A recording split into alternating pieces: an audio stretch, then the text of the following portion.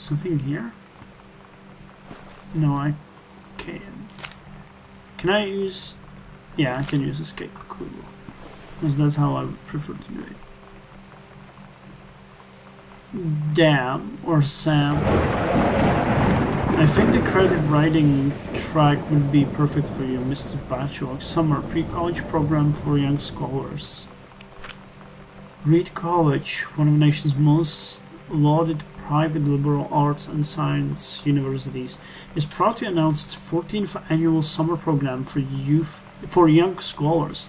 This program invites students of grade 10 and 11 to attend lectures, workshops, and discussions covering a wide variety of intellectual pursuit. By focusing on small group sessions and cross-faculty-student interaction, the program encourages young minds to thoroughly explore areas of growth and enrichment as they approach the threshold of higher education. Summer's program track are anthropology, art and art history, classics, English creative writing, history, humanities, maths. Beyond the benefits of the program itself, 3 students from each track will be offered a full scholarship for their first year at Reed if they decide to attend the university full-time as undergraduates and are accepted by Reed Admissions Board. Explore and learn. Cool.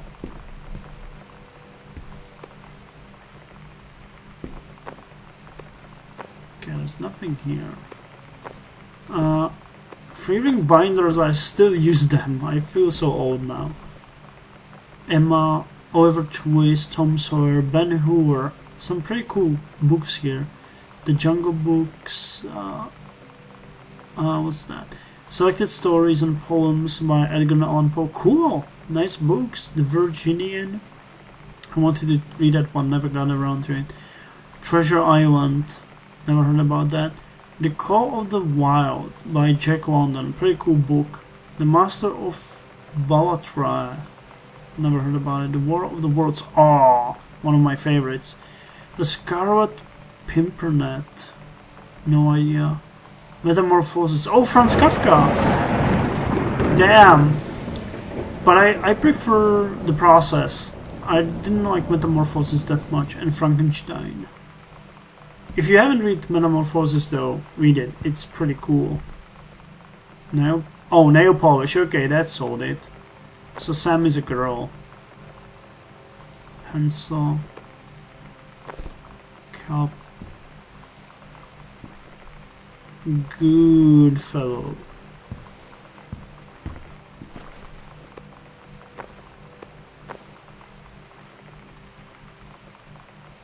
And but Sam should really learn how to tidy her room. That's a mess. Examine magazine. Groove. Exclusive AIDS in Africa. Soul Asylum Life. Eddie Vedder Visor. There's highlighter. Kurt Cobain. Yeah, he died last year. I mean, 1994, which is last year in the game. The Brother 150, of course, it's a Phaedrus. This is the one me and my dad are building. Wanna go for a ride when it's done? And so Sam obviously had a boy. Or someone was interested in her. Name Samantha Greenbrier. Yeah. Year 11 Fletcher. Metalworking engraving, grade C-. Another challenging assignment. Metal plate for family portrait, reasonable subject but not complex. When I said that mom and dad should be replaced with parents' names, I did not mean just add them underneath. Acceptable leveling on edges. Show more pride in work. Panties. Man, I feel dirty. I'm just... Can I jump? No, okay. Huh. There's a locker. Hearty. Gross brow. Here you go, madam. Have some pate. You'd better not have been reading my secret diary again. Secret diary, huh? Board game. What kind of a board game is it? Get your number. Are you going to the dance with anyone? You just got a crush on me. The King's Labyrinth, Chapter 2. Fraying Threats. Captain Allegra, still in her flowing skirt and started jerking, descended the single shining thread into the lower cavern of the labyrinth. She and the first mate, on their own now, grew closer to their goal, the throne room of the dead immortal king of the island. The first mate slid down the line onto the stone floor. She swept chalky bone dust from the front of her canvas trousers and looked up at Allegra. The silken thread, nigh unbreakable thanks to the enchanted moths that inhabited the island, trailed behind, leading their way back to the entrance. From further into the labyrinth, a moaning began to echo. The moaning grew louder and clearer. It turned into words from some ancient language they could not understand. The king's cursed voice, the hairs on Captain Allegra's arm stood on end. She looked back at the first mate, whose eyes remained locked onto the blackness of the passage for a moment too long before noticing the captain's gaze. The first mate nodded silently ahead. Following the king's ghostly song deeper and deeper into the labyrinth, they came upon a rocky gap, spilling forth otherworldly blue light. The great basin of the Dead's King's throne room lay below. Skeletal in rotted robes, the king was hunched over the blue orb, topping his royal scepter. Shadows of his bony fingers danced on the walls like ghouls. As he sank, wailing souls flowed in one by one through the cracks in the cave walls, pulled into the orb, causing it to glow brighter and brighter. Behind the king, a long staircase hewn from rock led down into the chamber from a passage at the top. Damn, that's some Dungeon and Dragons shit right there. Allegra said, "We have the advantage in numbers." I would draw his attention and then you... But the first man interrupted. "No, I'm smaller and quicker, and you know of dealing with mystic energies like these. I will circuit to the other side, get the king's attention, and lead him on a merry chase." She held up the silk line, all traced by this invincible thread, of course. Allegra said, "It is a good plan, but perhaps we should go together." The first man shook her head. "You know this is our best chance. Don't be afraid for me." They grasped hands and exchanged 3 tight squeezes, their palms growing warm. The first mate tied the shining thread to the belt of her trousers, gave a quick salute and a wink, and dashed off. Allegra waited, staring vigilantly across at the top of the stairs where the first mate was to appear. The king continued his, "Wait, no, no!" The singing stopped. The king turned and began walking up the stairs. Allegra wanted to call out, to do anything to stop the first mate from running headfirst into danger. She tried tugging on the line to signal her. No use. The king was nearly at the top of the stairs when the first mate burst through the passageway. She skidded to a stop. Even from across the yawning basin, Allegra could see the first mate's eyes grow wide. She turned and ran. Summoning his undead power, the king left the ground, levitating, gliding behind her with distressing speed. From some dank passage, much too far away, Allegra heard the first mate scream. She was already running towards the sound. The line in Allegra's hand went taut, then shuddered. It fell slack to the stone floor. As Allegra ran, she was gathering line, twisting it around her arm. She came to its end. The unbreakable thread dangled limply, its end shredded and frayed in her hand. She tossed it to the ground and ran, and ran. Man, she has a talent. Not a bad story. 7 out of 10, I would read that. Man, Sam had this in like 4th grade. Okay, and there's the diary. Holy Bible? What?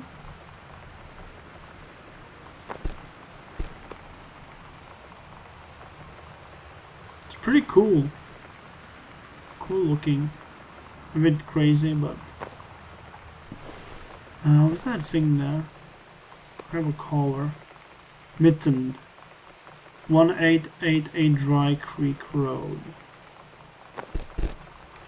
1888. Could it be?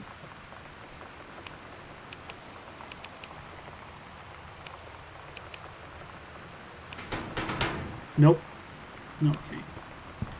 It was a wild shot, but I think the diary will tell us more.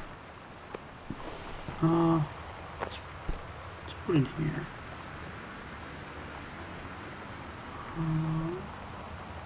She would have to be stupid to put the code somewhere down there. Samantha. S is for special, A is for adorable, M is for merry, A is for affectionate, N is for nice, T is for thoughtful, H is for honest, A is for admirable. Oh, it's so nice. Okay, let's... I hate these. Let's double check that there's nothing on these cartridges.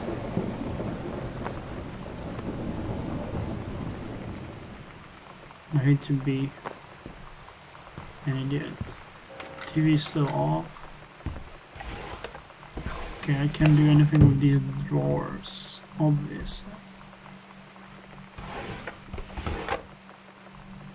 Yeah, there's nothing in there. You know what? Let's put that music on. We're so cool, yeah, yeah. Yeah, we're so cool, cool. We're so cool, yeah, yeah. Fuck you too, cool schmuck. I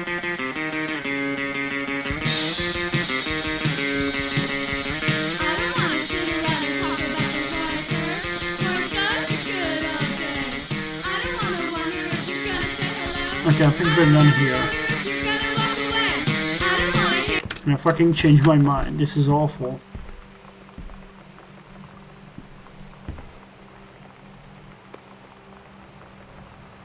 Man, Dr. Pepper, I love that one. It's so hard to get it here, though.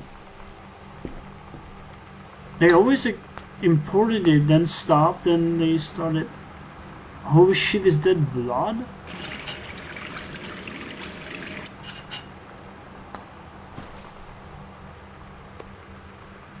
Wild color. Oh, okay. Lonnie brought her hair dye over today. She said, I need to fix these roots. Think you could help? Dyeing hair is weirdly intimate. I don't know if I've touched someone else's scalp before. It's pretty intimate, right? It felt intimate. We looked into the mirror together after, and I expected her to say something about how it looked crappy, or good, or whatever. But that's when she said, "You're so beautiful." And she was looking at me. Right in that moment, I wanted to say something, but I waited, and the moment was gone.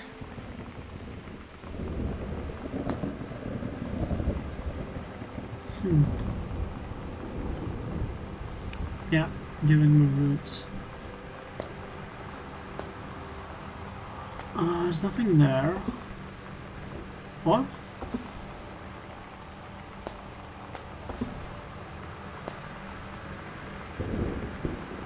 Really?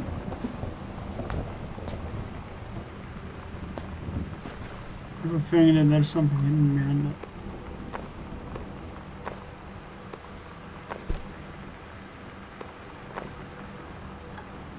Okay, there's nothing here.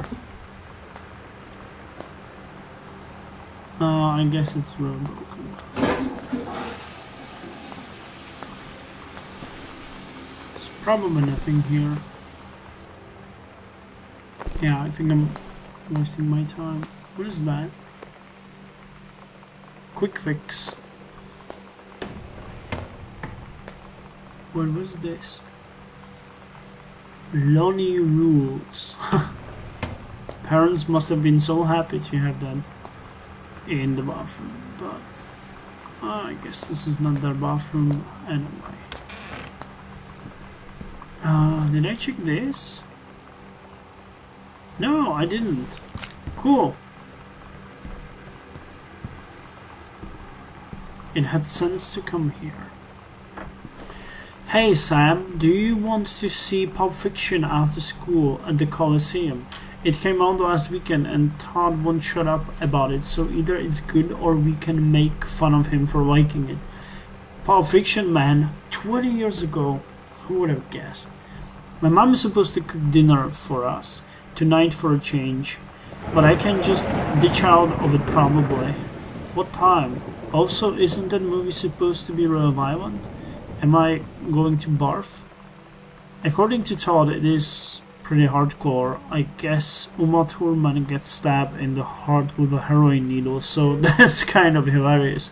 Also, something about cheeseburger is important. Todd wants to see it again. 7:15, okay, don't barf. Haha, alright, see you then. Barf.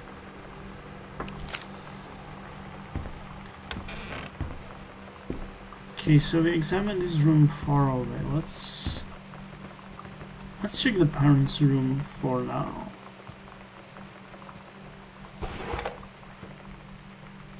Nothing. Just clothes.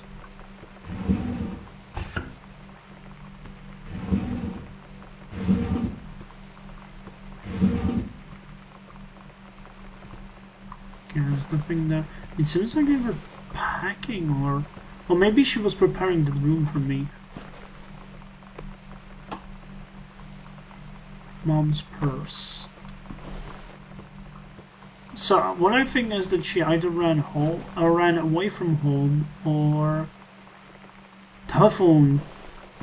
Shit, telephone director. I haven't seen them in years. Remember people giving them away for free at the subway station here. Holy Bible. Not that holy. Business card. Unknown dimension literature. Newark. Cause published. Communication must become total and conscious before we can stop it.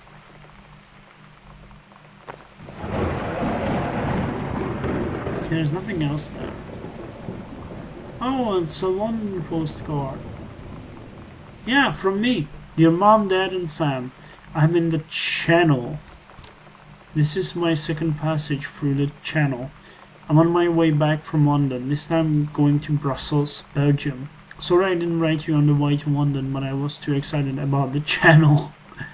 Why is it spelling a channel? London was great. Dad, I know you're always wanted to visit, and I think you really should. You'd love it. If you all wanted to come here as a family sometimes, I guess I could be convinced. Love you, Katie.